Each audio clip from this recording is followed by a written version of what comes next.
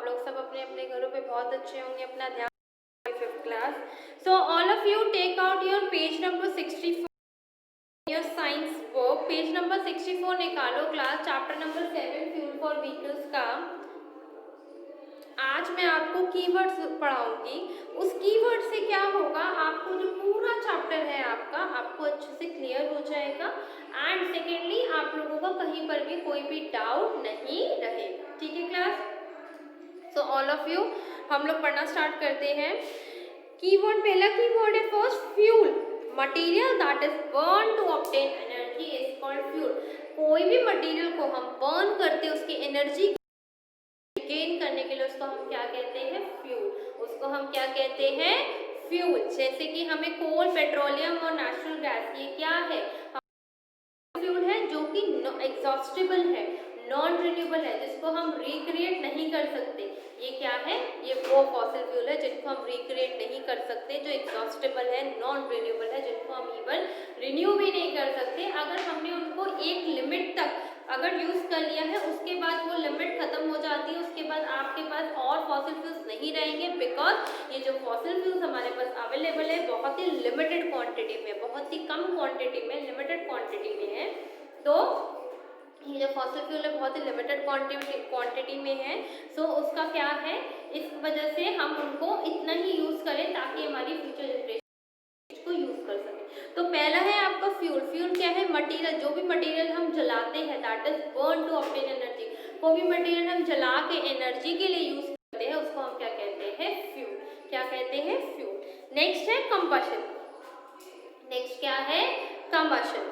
Combustion क्या होता है, the process by which this fuel is converted into energy. और जो प्रोसेस, जो ये प्रोसेसिंग होती है पूरी, जिसमें फ्यूल को एनर्जी में कन्वर्ट करते हैं, उसको हम क्या कहते हैं, कंबशन। क्या कहते हैं उसको हम, कंबशन। जैसे कि हम जब हमारे पास जब पेट्रोल आता है, या जो भी कोल आता है, पेट्रोल आता है, या गैसेस निकलती है, तो इनको सबको रिफाइनरी में लेके जाया जाता है। बिकॉज जो पेट्रोल होता है वो हमारे पास क्रूड मिनरल ऑयल होता है, उस क्रूड ऑयल को जाके ऑयल रिफाइनरीज में ले जाया जाता है, और उस रिफाइनरीज में जाके उन ऑयल को रिफाइन करा जाता है। फिर उसमें से पेट्रोल को अलग करते हैं, डीजल अलग करते हैं, ठीक है, और सारी गैसेस जो प्रोड्यूस होती है उनको अलग कर करके उनको अपने उनके कंटेनर्स में स्टोर करा जाता है।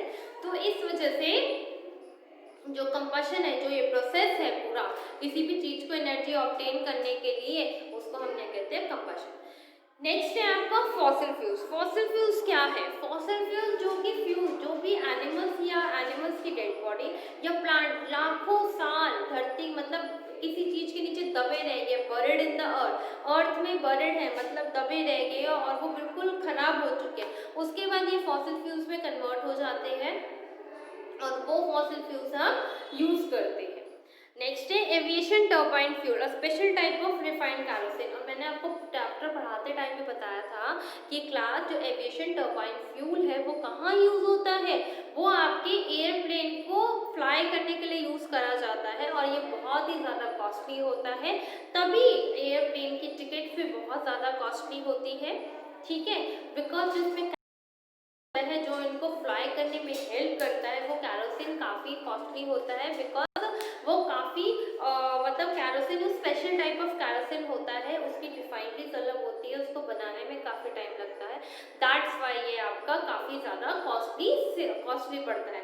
तो एविएशन टर्बाइन फ्यूल हमारा कहाँ यूज़ होता है, एविएशन टर्बाइन फ्यूल हमारा यूज़ होता है हमारे एरोप्लेन्स को फ्लाई करने में, एरोप्लेन्स को फ्लाई करने में यूज़ करते हैं। क्लास आप लोग पहले ये 4 पॉइंट पढ़ो, डिटेक्टेड हेयर 4 पॉइंट तक, फिर हम आगे चलते हैं।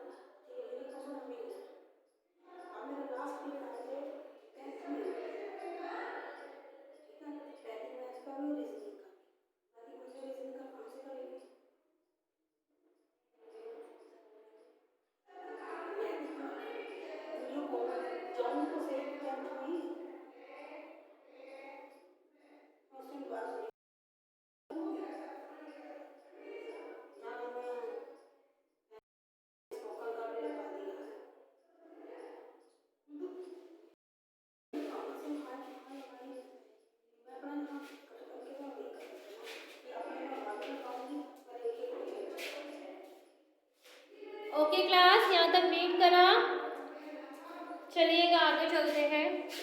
आगे आपका सीएनजी, जो सीएनजी है कंप्रेस्ड नेचुरल गैस है, ये हम जब पेट्रोल को निकालते हैं, क्रूड मिनरल ऑयल को जब हम निकालते हैं तो ये अपर पोर्शन में हमें सीएनजी मिलती है, कंप्रेस्ड नेचुरल गैस। और इस सीएनजी के थ्रू हम अपने व्हीकल्स को रन करते हैं। ये जो सीएनजी कंप्रेस्ड नेचुरल गैस है, ये क्या, ये एक तो इको फ्रेंडली है, बिल्कुल पॉल्यूशन क्रिएट नहीं करती। सेकेंडली ये काफ़ी सस्ती पड़ती है, चीपर पड़ती है, जिससे हमें इसको यूज़ करने में हेल्पफुल रहता है और हमें परेशान एक तो चीपर पड़ती है, प्लस ये इको फ्रेंडली है और इजीली अवेलेबल हो जाती है, ऐसी कोई प्रॉब्लम नहीं होती।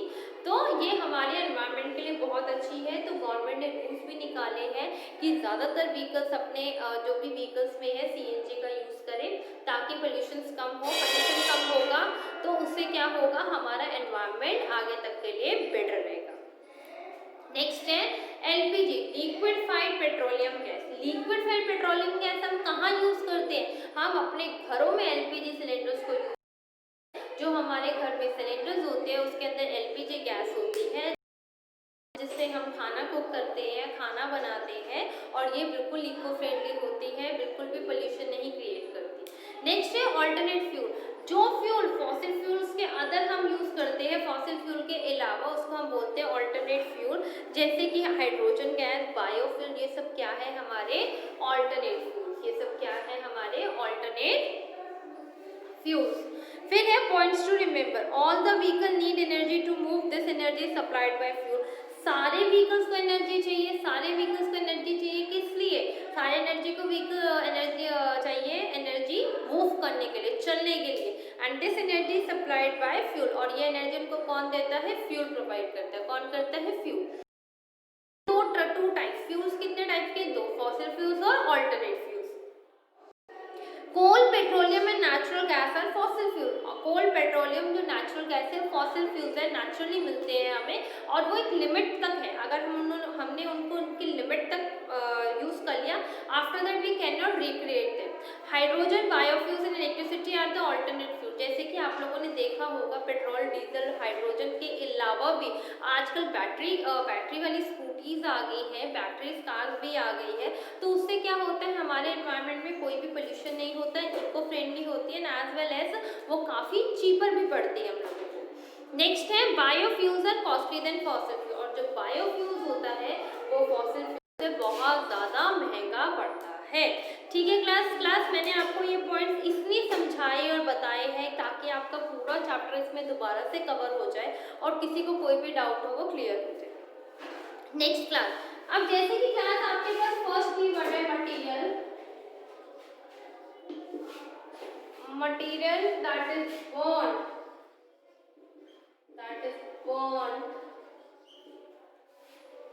टू ऑब्टेन एनर्जी, उसको हम क्या कहते हैं, फ्यूल।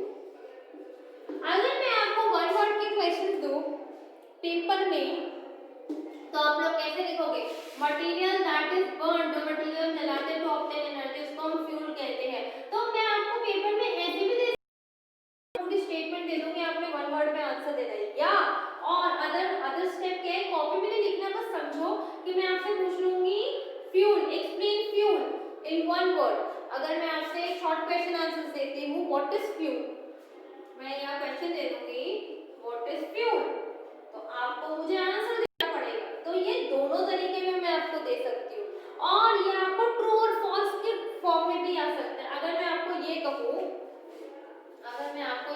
क्लास कि material that is burn to obtain energy, is it true और फॉल्स, क्या आंसर टिक करोगे, ट्रू। ठीक है, तो आपको किसी भी फॉर्म में आ सकता है, इसलिए अपने चैप्टर के एक एक वर्ड को अच्छे से रीड करो, अच्छे से समझो, ताकि पेपर में अगर मैं आपको कहीं से भी आपके चैप्टर में से बीच में से भी आपको कुछ भी क्वेश्चंस दो, तो आप उसको इजीली अटेम्प्ट कर पाओ और आप लोगों को कोई भी प्रॉब्लम फेस ना करनी पड़े। ठीक है क्लास, एक बार दोबारा से रीड करो, पॉइंट्स टू रिमेंबर रीड करो और कीवर्ड्स रीड करो। ठीक है, read it till here all of you class, ध्यान से रीड करना ताकि कोई भी डाउट ना रहे।